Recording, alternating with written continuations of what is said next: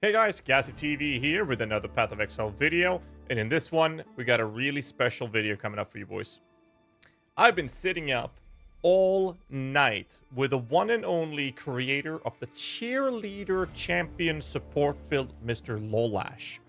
This Aussie and I, we literally sat up for plenty of hours going through multiple iterations. For those of you who missed this, this is a rather new approach to a Warbanner Warcry, well, it's a banner Warcry support build, which is mainly focusing on supporting attacking-based builds through the attacks of the attack scaling through different Warcries and obviously the Warbanners, and running Bannerman and Notable from the tree. Now, this might sound like Greek for a lot of you, so I'm going to try to keep it very simple. This is a phenomenal support build. You can also actually make it work very well for physical damage spell-based builds as well, but it is a support build. So we would go through a couple of iterations. He's been supporting my characters. I've been running some tier 17s on stream that you might have seen. And we decided to try out some Spectres, and he was able to keep them alive. Now, this sparked up a really cool idea. So I ran it by Lolash, and then we ended up what we thought would be a 30-minute, 40-minute chit-chat about this to multiple hours of just absolutely nutty putting on the chef's hat and starting to cook. So we've been cooking up some really cool POBs, and I'm about to show you this. The work that we've done. I'm currently in-game playing this. As a little play with me playthrough, I'm playing the Duelist. I'm running with Sunder as we're leveling. I'm going to talk about the POB a lot in this.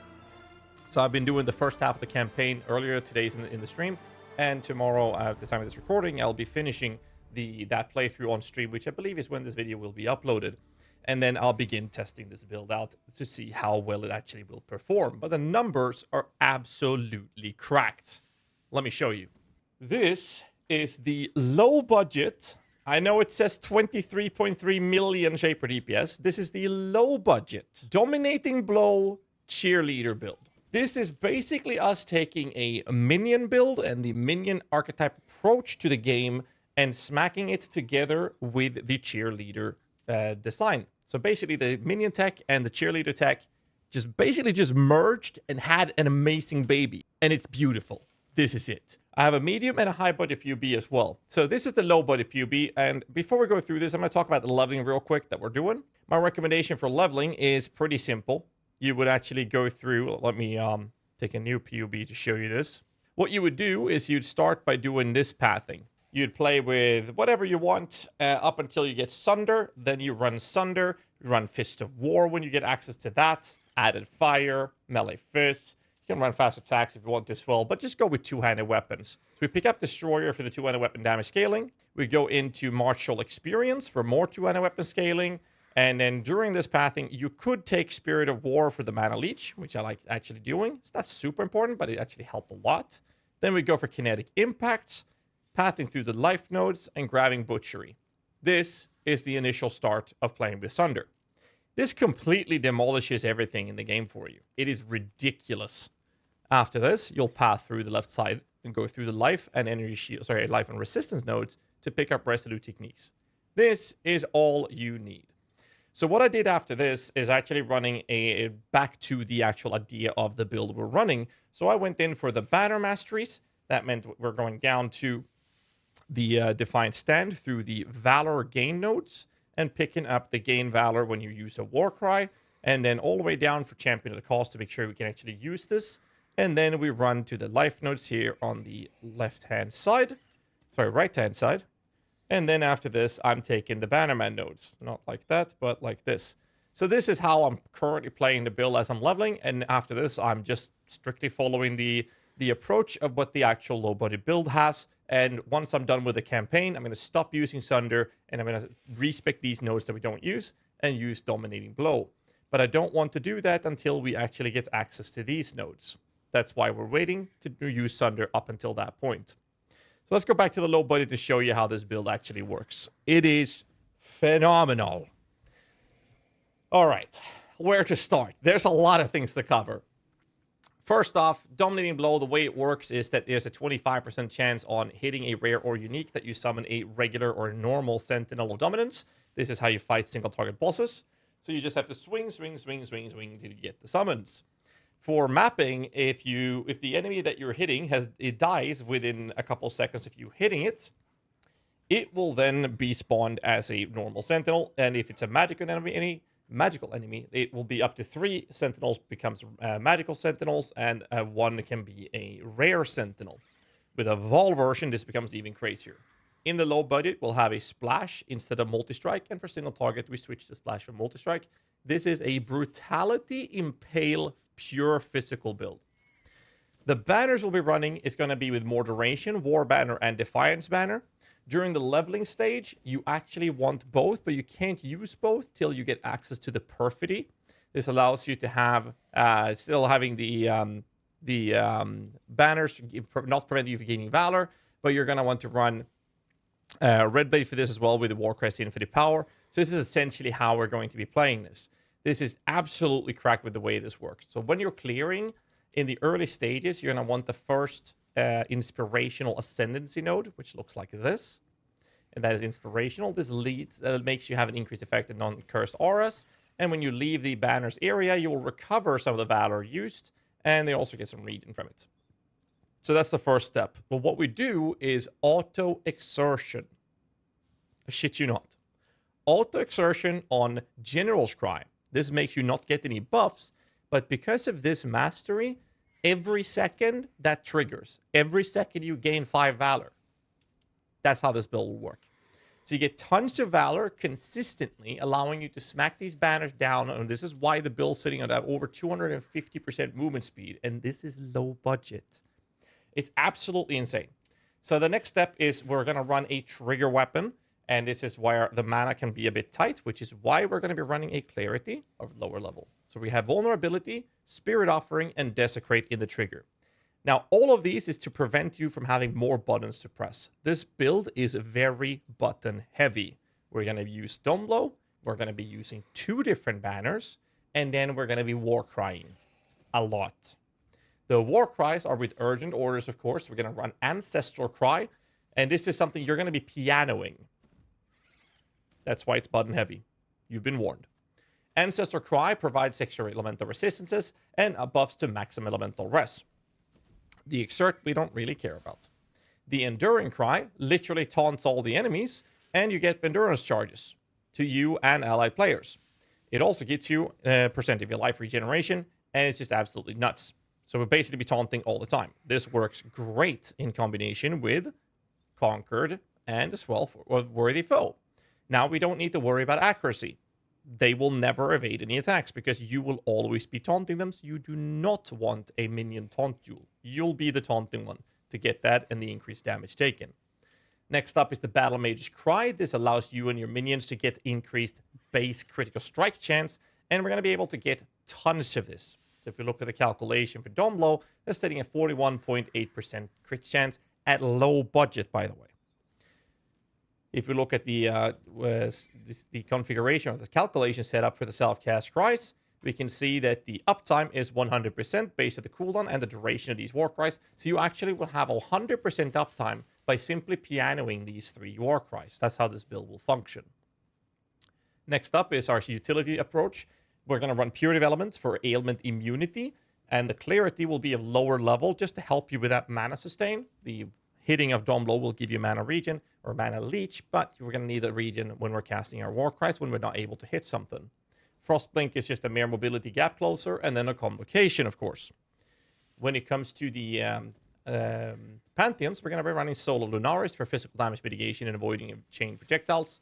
And then we also have the Growthcool for, again, physical damage mitigation. As you can see, these numbers are very good for a low-budget build.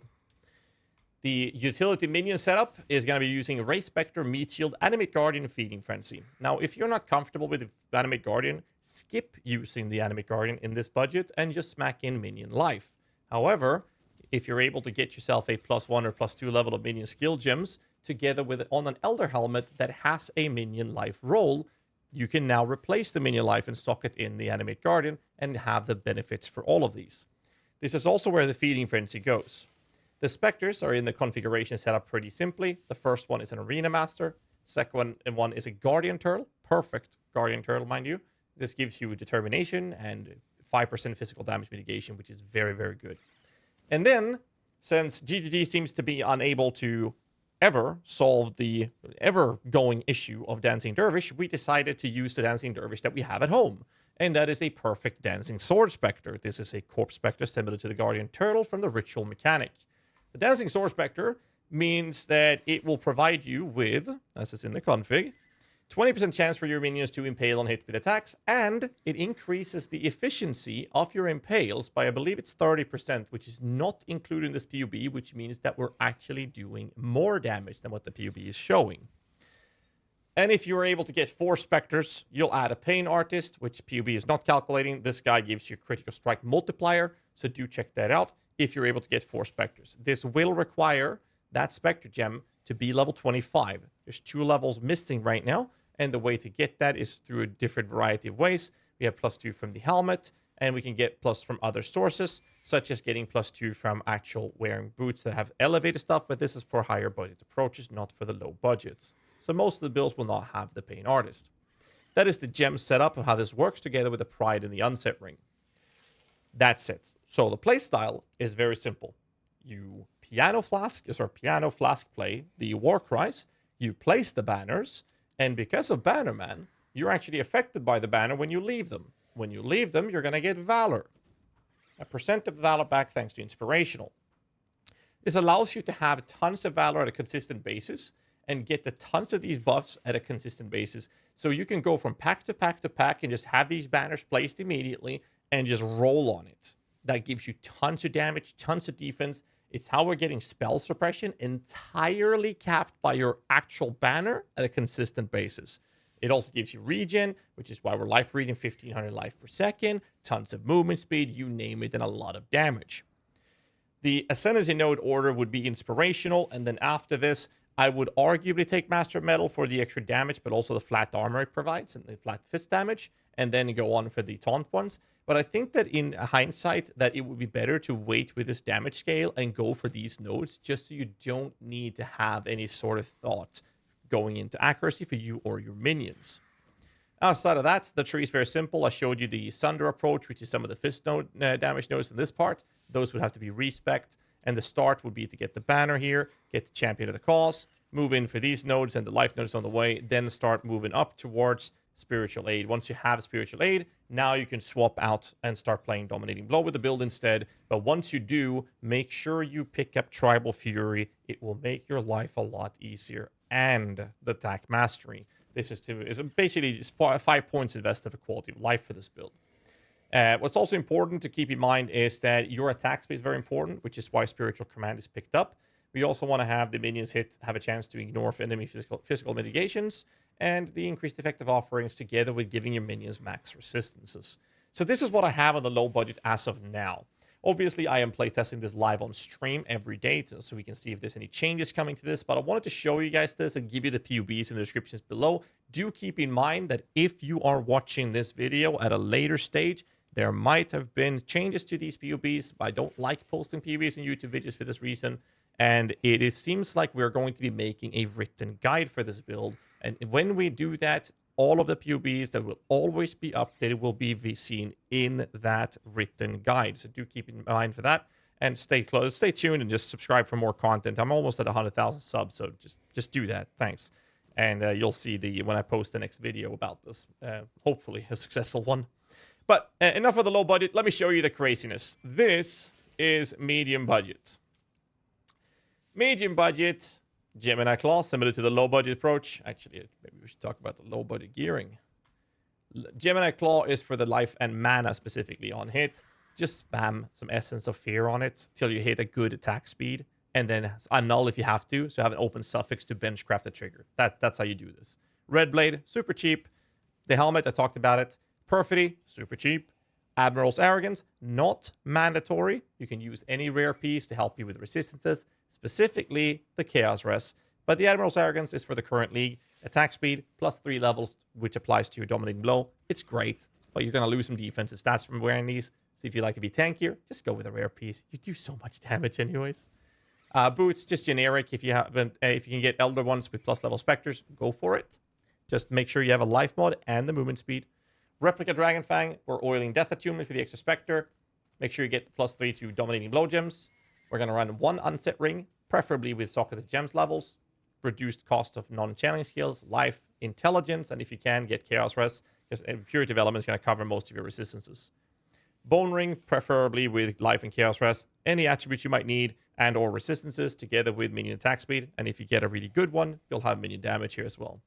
A mediocre roll, Darkness Enthroned. These are like, I don't know, 5C or something. You can probably get a much better one for a very cheap price. Any attribute you might still need should be solved with Ghastly Eye Jewels, either in the Darkness Enthroned or outside. If you can get all attributes or specific attributes, go for it. So, now we can move over to the medium budget. Ascendancy stays the same. Gearing, basically the same. We're only adding a Watcher's Eye with damage reduction when you're affected by determination, which we are through the Spectre. We're going to run a large cluster jewel. This is high budget, sorry, medium budget.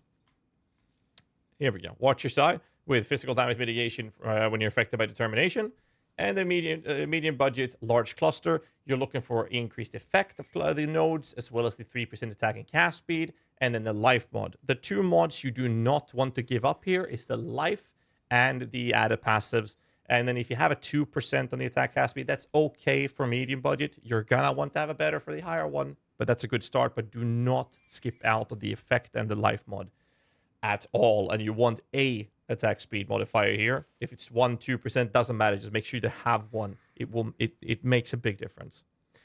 We are actually adding a Light of Meaning. You don't necessarily have to do this, but it helps capping Chaos Rest very, very easily. So it is recommended. It tends to be a little expensive. It's easy to resell though. So if you're able to get your Chaos Rest from other sources, that is preferable, but this is a really easy solution. It does come with a cost though, which is why this is in medium budget.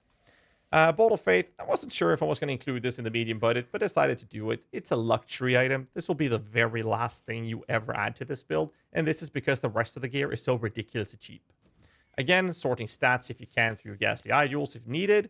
Run a Bone Ring, this time with minion damage, of course. Still an Unset Ring, similar to the low budget. Same kind of approach to the Replica Dragonfang. Just make sure you put some Catalyst for attributes on it. Boots should at this point now be medium budget with a +2 level Array Spectre instead. Admiral's Arrogance remains the same. Again, for more defense, run a rare pair. Perfidy, same thing, but now we can actually start talking about the idea of getting corrupted modifiers to it. Helmet, same thing. Red Blade, same thing. And the Claw, same thing. Now, you can actually have a Veil attack speed for minions on a suffix on this, but that is hilariously expensive to craft, so careful with that one. Or actually, it could be. It's not that bad. Tree-wise, the changes are very minimal. But what we are doing is we're cutting some points out of the tree to make room for the large cluster. Most of those points are taken from minor stuffs around the board. What we're doing here is adding that large cluster. We're level 96 here. And we're adding a large cluster to get the nodes, skip the last 3 points to save points elsewhere. And then we're adding a medium cluster, which is a lead by example and warning call. So what they do is it makes you and your nearby allies literally permanently on onslaught. And you also get strength index. Warning call is giving you 25% increased armor per 5 power, but you always have max power out of it. So now you're getting a ton of armor from this for free. Very simple. Pantheon stays the same. Banner, Valor, you get up to 105 Valor out of this, which is ridiculous.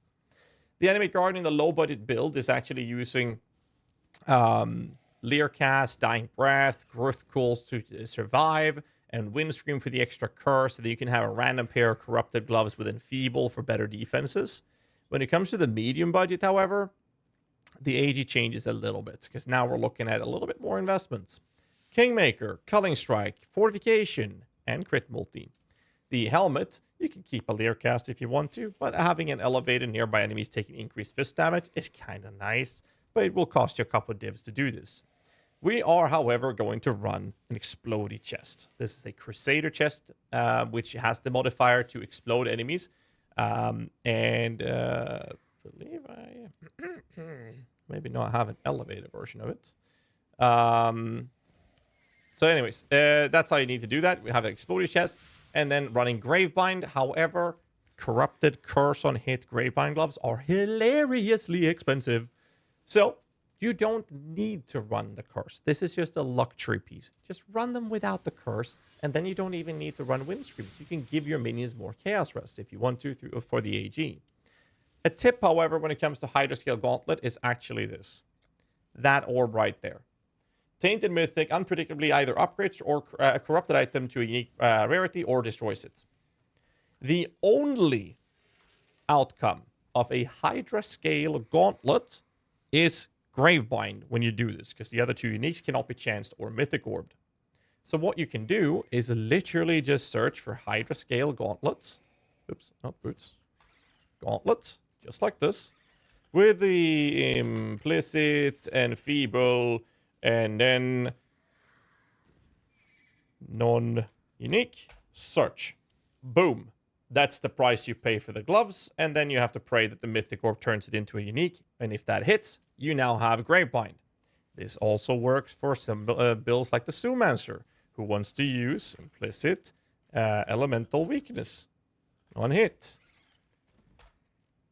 Boom! 10 chaos, 20 C, 50 C. But if you do this, and you say, well, I want Gravebind gloves. Well, that's a little too much. Implicit and feeble. Same thing here. Actually, they were pretty cheap. That was kind of surprising. So that's how you do it. That's a little tip for you guys who want to craft them yourself. So that's how you do the Animate Guardian. And that's the medium budget. Playstyle remains the same. The gem changes that we're doing in this build is actually running the exact same approach. But now we're talking about using Vol Domination, which is not included in the POB. We're also running Awaken Gems. When we talk about the high budget version, the changes goes to Awaken Bolter Strike, which is just a luxury piece, 80 million DPS. The tree remains the same. The skills remain the same outside of that little one gem change. However, the weapon now runs with the Veil suffix. Very expensive to craft. The weapon looks like this in-game. It's pretty crazy to do something like this, but it does come with a pretty expensive cost to do. We also want to have a 2120 Vol Domination Blow, which is doesn't exist in the market, so you're going to have to do it yourself right now. Hopefully, if this turns out well, it will be more popular and there will be more on the market as a result. Other than that, we are running Corrupted Perfidy. Also very cheap right now. So even the high budget is right now extremely cheap on the market. However, I understand that if this turns out to be good, it's, it might not be. The Watcher's Eye, I checked the market. You can get something that has plus max LERS, such as this one.